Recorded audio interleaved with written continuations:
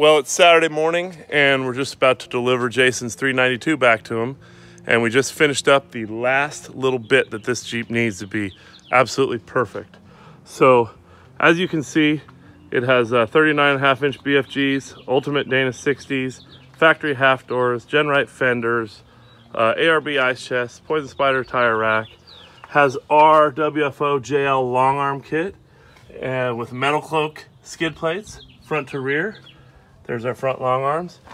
The one thing missing on this Jeep was hydro assist steering.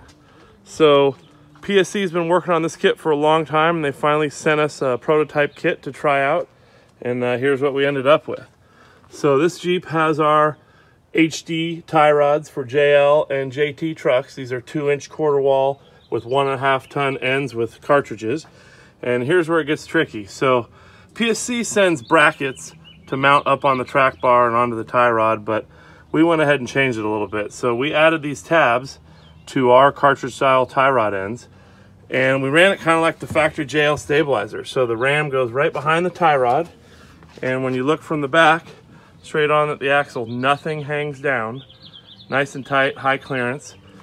And we routed the lines back around and up the track bar, all the way up the frame, so they don't get pinched in the diff.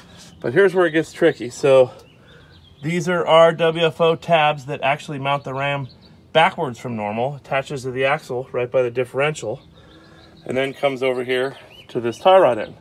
Now the key is the tie rod end has a little bend in it to get the ram out. But just that wouldn't be enough to have the clearance right here to fit the ram. So this is our HD track bar bracket that goes on the Ultimate Dana 60s, and you cut the old one off and you weld this one on, and it gives you, see that brake right there, gives you the angle so that when you turn, the ram fits in there and doesn't hit. So the ram moves back as you drive and it swings in. So this thing has all the clearance in the world, doesn't interfere, steering works great.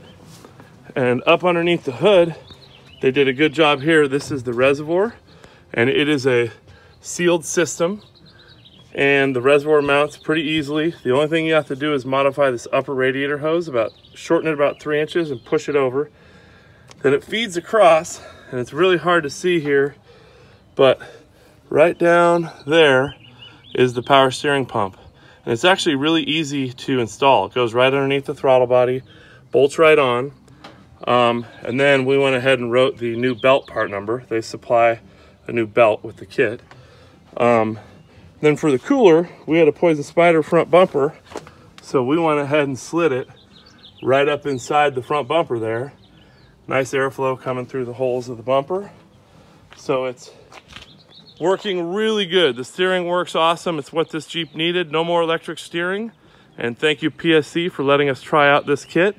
Should be available on their website fairly soon. They're just finishing off a few things.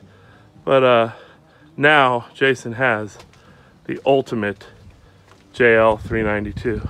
Doesn't get much better than this.